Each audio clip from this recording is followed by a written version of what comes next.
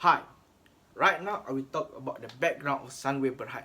Sunway Berhad is a Sunway group that established in 1974, one of Malaysia's largest company that have 12 business operation, and this company have operate on 50 locations worldwide. Founder and chairman of this company is Tan Sri Datuk Sri Dr. Jeffrey Chia. The core interest that been focused by this company is on operation in property and construction.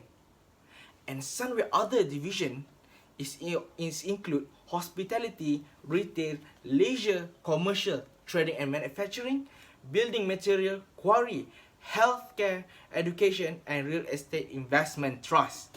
This company owns Sunway REIT, which is managed by subsidiary Sunway REIT Investment Berhad. This subsidiary is already delivered 30,000 homes and has asset close to 11 billion under management of REIT of Sunway. This company is a main market in Bursa Malaysia because this company is on top 100 and is very amazing. This company also is powered by 60,000 of powerful people that build this company strongly. That's all for me right now. Thank you. Now, I will explain on the management approach. First, the factor to consider to have a segmented reporting is number 1, to have nature of the business activities. Second is the type of customer for the product or services. Third is method of use to distribute the product or services. Fourth is the assistant of manager to responsible for the activities. Last but not least, number 5 is the information to be presented to the board of directors. Next, on the type of segment for management purpose, the group is organized into business units based on its products and service. The group's reportable segments are as follows. Number 1 is property development of residential and commercial properties. For the property investment, management, operation and letting of properties, operation of theme park, rendering, recreational, club facilities, travel agent and time sharing business. Management and operation of hotels, investment in real estate, investment fund. Third is construction of the building and civil works and provision of mechanical, electrical and building works. Fourth, trading and manufacturing of construction and industrial products and building materials. Fifth, healthcare. It provides excellent and medical outcome. Investment holdings, management and letting of properties, provision of financial service to companies within a group, as well as holding of investment in the share of subsidiaries, associates, and other investments. In addition, the business are also considered from a geographical perspective. It comprises Malaysia, Singapore, China, Australia, Indonesia, and many more countries, as you can see on the global presence by the Sunway Berhad. Chief of Decision Making, CODM, and its responsibility. Identifying CODM does not refer to individual titles. It can be on the CEO, CFO, senior management team, or even the board of directors.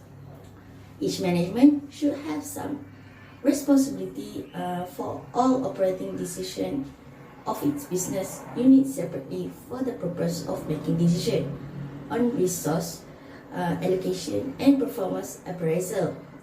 Not only that, it should the allocation of resource and access to the performance of the entity operating segment. The execution of business policy as well as business directives set by the board must be followed in all operational decisions in managing the company. One of the Chief of Decision Making CODM that we identified in Sunway Berhad annual report is Tan Sri Dr. Chu Chi King, that is President Non-Independent Executive Director Sunway Berhad. He is responsible for the day-to-day operation of the company business, since he has more than 30 years of experience in general management, acquiring, construction, building materials, trading and manufacturing businesses. So for the 10% threshold test, the framework commonly uses three approaches. The first one is revenue approach, the second one is asset approach, and the third one is profit or loss approach. The first one, the revenue approach, usually the total revenue of the segments must exceed or equal to 10% of the total revenue of the entire entity. For the second one, the asset approach, the asset for the segment must exceed 10% or equal to 10% of the entity's total assets. And the third one is the profit or loss approach. The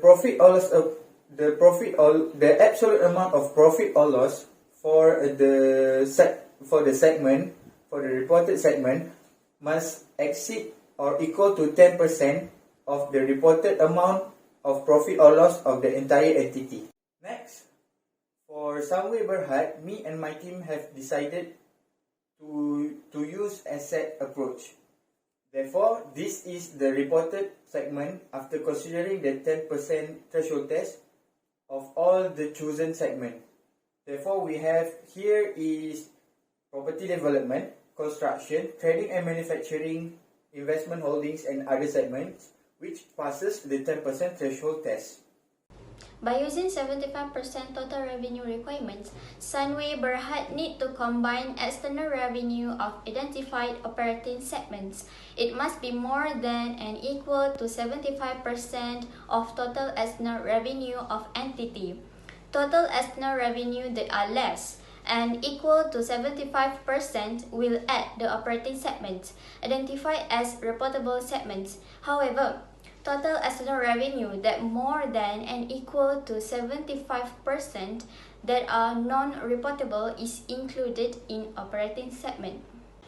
For 75% total revenue workings, all external sales for reportable segments will add and divide by external sales of all segments. Since percentage gap is less than 75%, that is 70.5%, therefore, Sunway Berhad has to include property investment to get 75% or more as have been shown in the slide.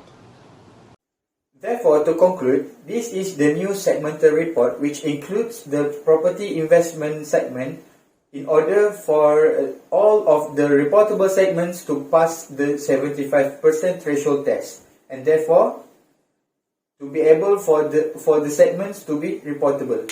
Advantages of segmenting reporting. The first one is transparency. For businesses that operate in different categories, segment reporting can reveal which areas are profitable and which are drains on the bottom line.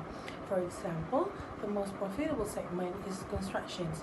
If the segment reporting shows a business its overseas operation are more profitable than domestic operation, it could prompt a change in strategic direction. It helps in decision making of the company. The second one is stakeholders to get a better sense of the fluctuations that might affect overall numbers.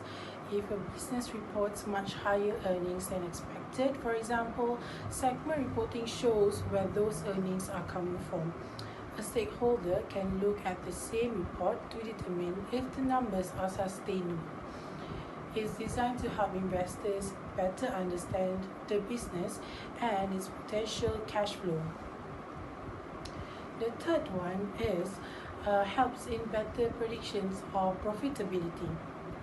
Analysts user or financial statement of the company to be better at predict the future profitability of an organization, particularly when Sunway Berhad has many segments which involve in diverse activities. Disadvantages of segmenting reporting. The first one is leads to data manipulation if the information is reported in the true management's style. This gives company leaders more discretion in how it determines how segments are constructed and what metrics are reported. Managers may group together businesses with different business models. It can also cherry-pick metrics to send the desired message to stakeholders. The second one is investment by investors and creditors is made in a company and not in its individual segments. Therefore, investors require information for the company as a whole for making proper decisions. Segment information might be misleading to the investors and other external users who read it. Operating data by segments are developed for internal management users, and often arbitrary judgments are made by management for developing such segment data. Although the nature and limitations of segment data are known to internal management for 6 users, external users have difficulty in understanding them and using them in investment decisions. So for the basis of preparing the interim financial reporting for Sunway Berhad is in accordance with MFRS 134 interim financial reporting and based on the paragraph 9.22 of Bursa Malaysia. So for the MFRS 134 interim financial reporting, it is prescribed that the minimum content including disclosures and identifies the recognition and measurement principles that should be included in the financial report in the interim financial report. Next, in paragraph 9.22 Bursa Malaysia, it is stated that an interim financial report, which is prepared on a quarterly basis, must be released as soon as the figures has been approved by the board of directors of the listed issuer, and in any event that not later than 2 months after the end of each quarter of a financial year. Now I will explain about 2 accounting policies that are used in preparing the interim report. First policy is MFRS 16, that is lease. For a lessor, MFRS 16 continues to allow the lessor to classify leases as either operating lease or finance lease, and to account for these 2 types of lease differently. The right of use asset are measured at cost less any accumulated depreciation, accumulated impairment losses, and adjusted any measurement of lease liabilities. The right of use asset are measured at an amount of equal to the lease liabilities. On the other hand, there is second policy MFRS 140 investment property, measured initially at cost and subsequently at fair value with any changes therein recognized in profit or loss for the period in which they arose, where the fair value of the investment property under construction is not reliably determinable. Investment property under construction is measured at cost until either its fair value becomes reliably determinable or construction is complete, whichever is earlier. Sunway Berhad use quarterly report which is issued 4 times a year, which is first quarter, second quarter, third quarter, and fourth quarter. In the first quarter, issued at 1st January 2021, and in fourth quarter, ended in 31st December 2021. Next, we move to types of interim reports. Sunway Berhad issues statement of profit or loss and other comprehensive income, statement of changes in equity, statement of financial position, statement of cash flows, and selected explanatory notes. Next is the period for the current and comparative of each statement prepared by Sunway Berhad. Sunway Berhad prepared their report for every 4 quarters every year. This is the 4th quarter report, which is from 1st October until 31st December 2021.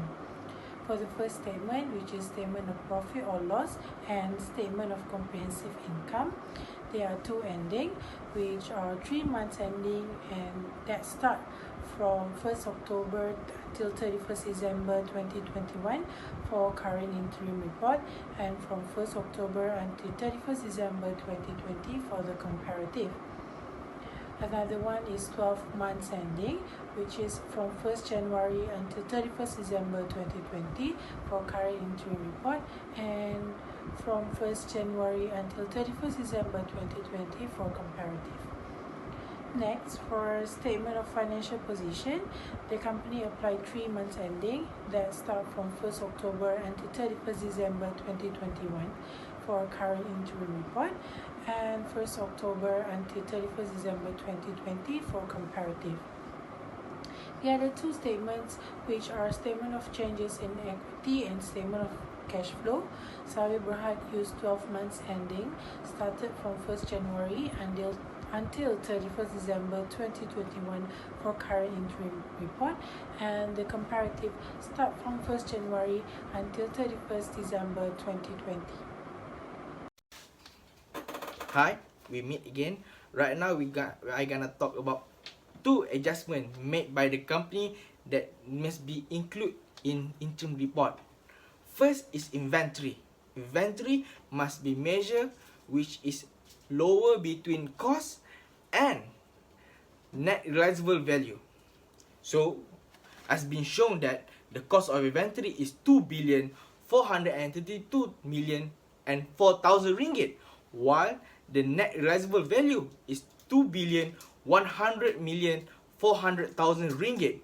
So, we can see it that net realizable value is the lowest. So, the net realizable value will be the inventory or for the interim report. Secondly, accounts receivable. Accounts receivable during the current year ended 2021 is 2,483,840,000 ringgit. So, the estimated uncollected amount is 10%. So, we need 90% on accounts receivable to include in interim report. And the amount is 2,235,456,000 ringgit. And that's it.